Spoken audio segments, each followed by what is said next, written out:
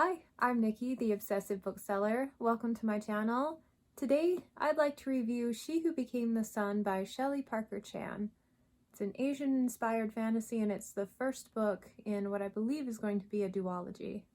One of my longtime co-moderators on a Goodreads group marked this as her favorite book of last year, favorite thing she read, and of course, because it won a couple of positions in the Goodreads Choice Awards, it got quickly high up on a lot of people's radar, and I know a lot of people absolutely loved this book. I am not one of those people. It felt like two books in one. The book is split into 3 different parts. The first part is one of my favorite things I've read this year. It was so strong. It was this deep, immersive, rich character exploration where you felt on a visceral level what this girl was going through and what she wants to achieve. I was completely absorbed. It was one of the most poignant things I've ever read. I was convinced from almost the first page that this was going to be a solid 5-star read for me as well. Then I got to parts 2 and 3. Not only did it feel like 2 separate books mashed into one, it felt like they were both written by 2 different authors, or at the very least an author in 2 different stages of their writing development. The first half was expert level from a pro. The second half, and there are a couple of reasons why the second half of this book just did not work for me at all. First off, the beginning, one POV, one brilliant POV that we followed. Then you switch parts and suddenly we're following multiple POVs. But unlike the first one, we didn't have time to really grow with any of these other characters. We're just kind of thrown in the middle. There's not any really character development there. There's a couple of backstory info dumps, but other than that, we don't really get to feel what the character feels. And I think that was a miss. I think if you're going to add in so many new POVs, they have to be of the same quality as the first one. And these were not. It felt very thin and surface level to me. And what's more, they got a lot of page count, meaning the initial character that I fell in love with didn't get a lot of page time. We saw her story through the other perspectives, but it just puts you at very much an arm's distance where you lose that personal connection. I also don't think the new POVs added a lot of value to the story as a whole.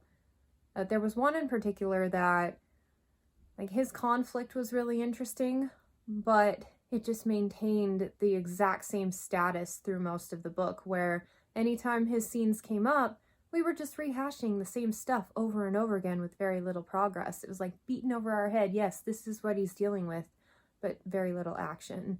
And while I think his story is important, with what little we got from his perspective, I think we could have gleaned a very similar amount from just having our main POV be in the right place at the right time to see some of those inner workings and politickings and whatever going on.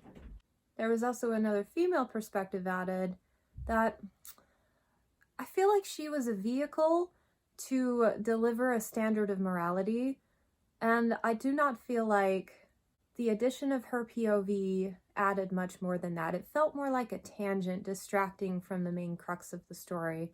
And again, I think it would have been much more effective to have told that exact same events and happenings from the main POVs. I don't think you needed to be in this other character's perspective for this to work. And both of the new POVs were very unconventional, and I appreciated that aspect of it. But like I said, I think the strength in this book is definitely with that single POV, with that deep, rich character immersion. And I can see a lot of ways where she could have maintained that single POV throughout the whole thing and had all of the same impact and done a much better job at delivering on the promises. And speaking of promises, part 1 of this book, where you get so enmeshed with this character, you see her go through some traumas and really develop this sense of conviction and a vision of what she wants to achieve, and the lengths to which she's willing to suffer to achieve those things. It reminded me very much of Rin at the beginning of the Poppy War trilogy. This character felt very much like a catalyst of her own destiny and was willing to do pretty much anything to get where she wanted to be. I found it really inspiring, but unfortunately, That is not how the story panned out. What I think I was lacking here was character initiative. So you want to become this amazingly powerful warrior and do great things? Great! Maybe you should consider taking some sword fighting lessons. Something. Oh, you want to lead armies? Awesome! Maybe you might consider getting into the academics of it and figuring out what separates a good leader from a bad one, studying some tactics, looking at some old battles, like something. Ooh, even studying politics so that you can become just as successful off the field as you are on the field. Like, that would work too. Basically anything. Do anything to help yourself get to where you want to be. But instead of doing any of those things, the character relied on dumb luck, being in the right place at the right time, happenstance, and kind of trying to go under the radar a little bit and seeming like not a threat. Joke's on you, you really aren't much of a threat. So the lack of any follow-through on all of these amazing character qualities we had in the very first part of the book was maddening to me. I could have dealt with the POV issues and switching so many times if her arc, her growth arc, was satisfying to read about, but like the author is clearly taking a different direction with it, and I do give her kudos for originality because like what she did with it is cool within itself, but the execution was all off, and she shouldn't have built those promises early if she wasn't going to deliver on them. So at the crux of it, the first part was so good that it's a solid 5-star read for me, and frankly, worth picking up the book for overall. It was that good. And the second and third parts, I had such a hard time with them that I can't decide between a 1 and 2-star read. It was that drastically of a difference. I had a really difficult time finishing this book.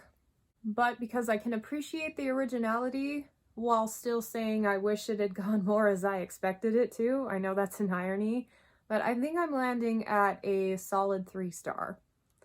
I'm glad I read it. Overall, I liked it, but there's so many missed opportunities and things I wish had been done a little bit differently.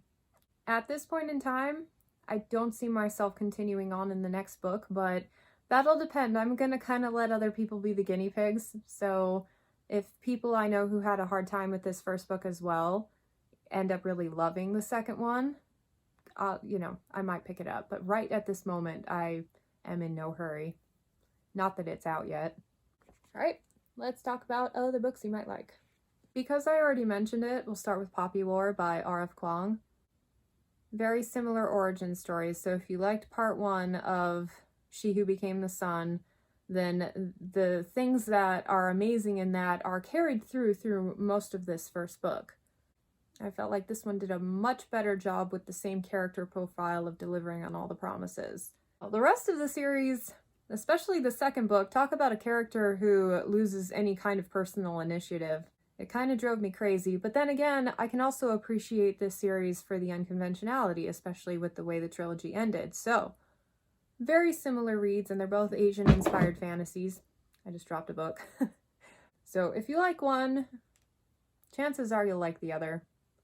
Or rather, if you liked that one, chances are you'll like this one. This one is a lot more graphic. The Sword of Kaijin by M.L. Wong. On the flip side, this is a book that for me started out relatively weak. I wasn't sure if I was going to enjoy it at all, but then somewhere around the halfway point, it flips on its head and launched it into 5-star status for me. So if you're going to do something drastic like change your whole story midway through, at least make it end with a bang. And She Who Became the Sun, I found, other than a couple of sex scenes, was much more accessible to younger readers, and I feel like this one did very much the same. At least to people who don't like a lot of graphic violence. It's still going to rip your soul out, but not in quite the same way that maybe Poppy War did. Blood Song by Anthony Ryan. I feel like this is a very good example of kind of a coming-of-age story where the character actually does go through the motions of trying to build himself up into what he wants to eventually become. Very satisfying read, much more slowly paced, a male POV, and to date, still one of my favorite things that I've ever read. So if you liked the first part for the coming-of-age aspect of it, then this will give you a lot of satisfying feels. especially kind of in a school setting, but more of like a training facility or whatever. This one's a win. Assassin's Apprentice by Robin Hobb. This one might be a very odd comparison, but in that first section, my connection to the character was so profound, and I don't feel that very often. She Who Became the Sun kind of packed it all into one single part of a book. And so if the beginning of She Who Became the Sun really spoke to you and you really want that rich, enmeshed character exploration, and you're willing to be patient enough for it to develop over an entire series, then this might be something to try. Graceling by Kristen Cashore. If you liked the softer plot points in She Who Became the Sun, the basic idea of what this character was struggling with, the interpersonal connection, and kind of the love story aspect, then this is a YA comparison. People in this world are born with different graces, indicated by 2 different colored eyes, and this girl was born just different enough that she is totally ostracized. So I think you'll find a few common threads between the two. And this one happens to be one of the most poignant love stories I've ever read. I just think it's really beautifully done. Not the best thing I've ever read, but definitely a really good comparison to She Who Became the Sun. So that wraps it up. Thank you so much for watching my review. I want to take a minute to thank my amazing patrons. Your support means the world to me, and I just really appreciate you. Let me know in the comments if you've read She Who Became the Sun and if you had similar experiences as I did, or if you just absolutely loved it. Thanks again, and I hope to catch you next time. Bye.